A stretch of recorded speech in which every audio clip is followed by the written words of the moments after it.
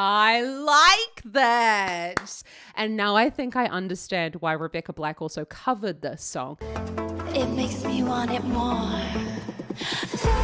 That is so, so cool. Oh my God. But I love this. I am like here for the lyrics.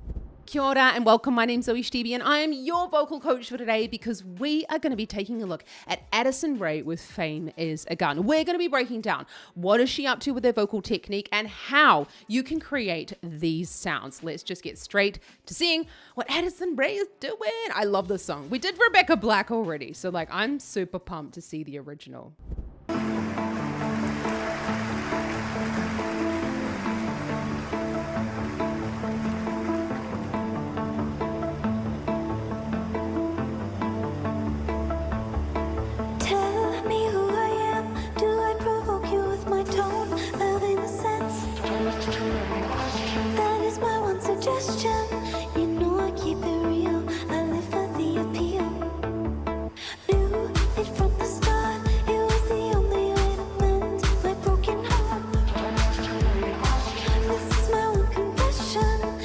Okay.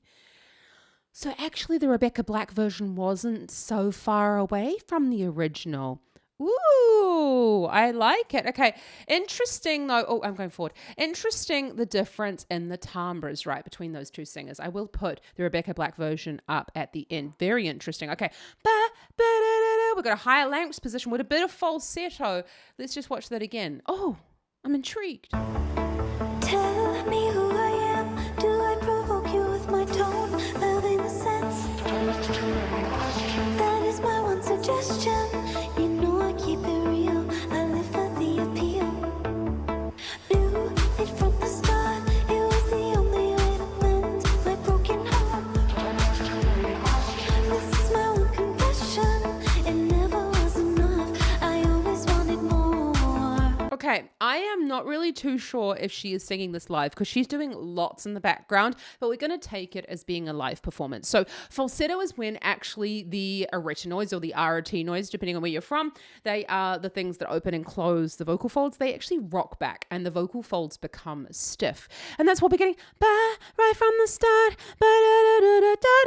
It's got quite a hollow feel to the sound, but we definitely wanted to keep it low volume, like from our feeling, because the sound is actually quite loud at that pitch. It never was enough. I always wanted more. I always wanted more. Fame is a gun and a pointed line. Crush and burn, girl, baby, swallow it dry. You got a front row seat and I got a taste of the memories love. There's no mystery. I'm gonna make it, gonna go down in history. Interesting. Okay. So we got fame is a gun, exactly that quality is what happens when we stay in falsetto, but go outside of where falsetto loves to live. Now, if I was teaching Addison Rae, I would want to get her into a slightly more closed vocal fold, closed vocal fold closure, into more of a vocal. What am I trying to fucking say here, Zoe? I would try and get her to close her vocal folds a bit more by going into a thin vocal fold rather than staying in the falsetto, because it sounds a little bit hollow and it's really hard to move and stay in falsetto. Can you hear? Fame is a gun and pointed blind. Of course, if this is the sound that she's going for, then absolutely fantastic. But I would usually ask singers go, fame is a gun and pointed blind. So when you do that and you bring the vocal folds into, say, even a breathy thin fold or a breathy thick fold or chest voice, then we actually get a bit more tone in the sound and it's just not quite as drying on the voice. Singing a whole song in falsetto is relatively hard work. So like, bravo, Addison.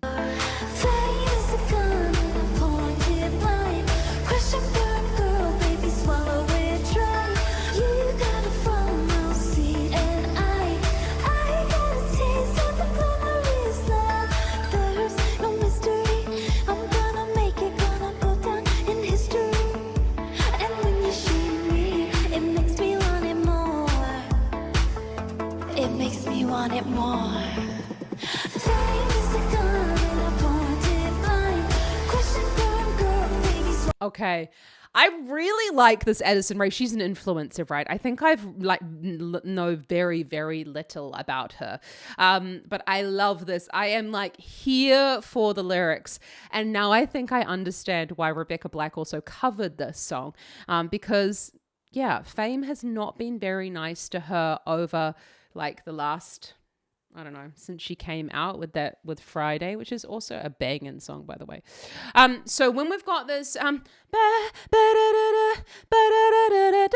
we've got short phrases. We need to keep them short because we need to keep the breath pressure by like constantly feeding the voice with that breath because there's so much coming out in the sound. Now, watch out because if you are increasing the breath flow, then there is a tendency for the sound to actually go a bit sharp. So you're wanting to make sure that you're thinking about keeping the sound relatively quiet, but it's just because of the breathy nature and that pitching, it's going to sound loud. Can you hear? And when you, that was it. And when you shame me, that's a typical falsetto tri-adaglottal onset. You know, sorry, I'm like, I don't know what's happening with my brain today. I'm like really muddling up my words.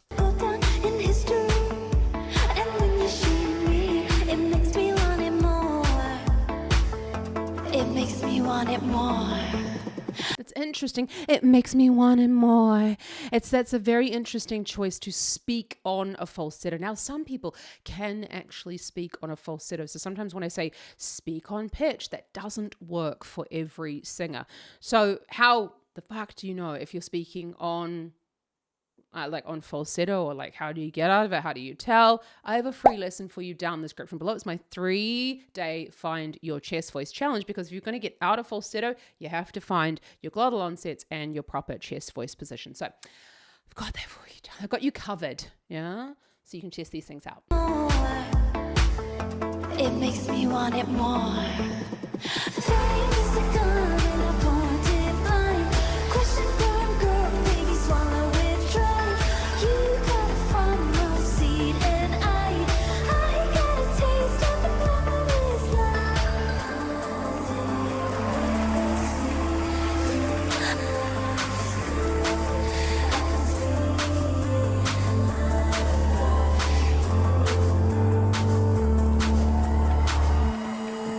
So up on the E5 there, I've got a taste of the glamorous life.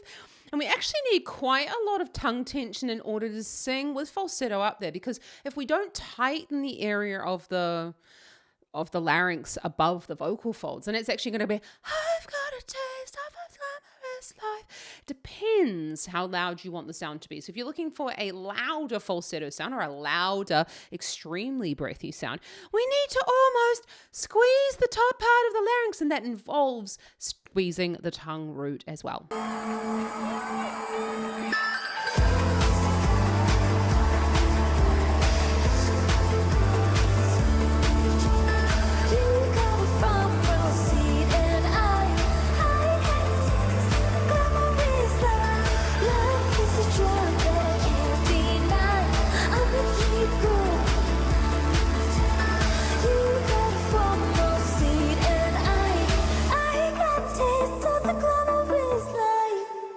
I like that. That is so, so cool. Oh my God. Interesting, because it's really not that different to Rebecca. Like Rebecca Black didn't do a very different cover of that song, but I love that Addison is also like, she's bringing in the whole performance as well. Like how awesome. You can like be the type of performer that you want to be out there. You know, you don't have to always just, actually, I really discourage you from just kind of doing what absolutely everyone else is doing. This is very cool. Let's just watch that again and see at the end, she does, you know, it's more dancing a little bit.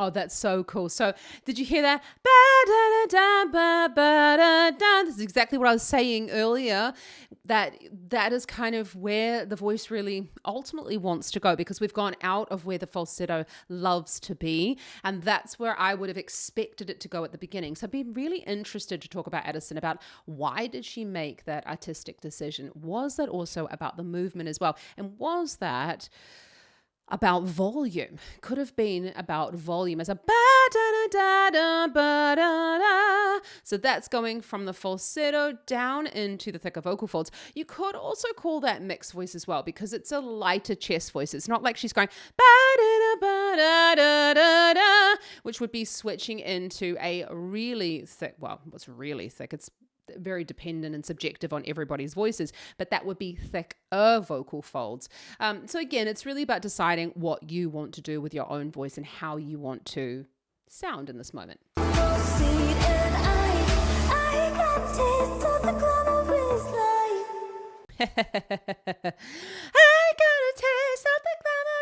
life. Very cool. We're up here again. It's the same note up on the E6 there. Sorry, E5.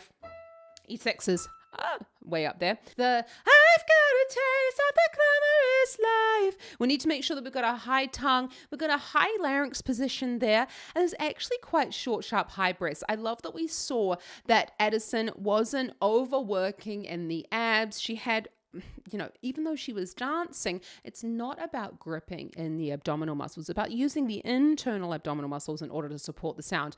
And that's why it needs to be looked at like on a one-to-one basis, and making sure that every singer is aware of what the engagement is doing and aware of their own bodies. And so that's why I love to work with singers on, you know, putting their hands on their bodies, feeling their muscles and what they're doing, because only then can we really understand the way our bodies work when we're singing. Wow, I've never seen Addison Rae sing anything, and I really have to, obviously, because she's a fantastic dancer, fantastic performer, great singer. So I'm looking forward to seeing more of her performances. If you would like to learn about vocal technique and you want to actually, like, this year could be your year where you genuinely get better at singing and stop with all of this flitting about with like all the YouTube videos, and but you know, it's nice that you're here, by the way, but watching these videos is going to help you to understand the singers, but it's not really going to help you to know how to implement these technical points in your own voice.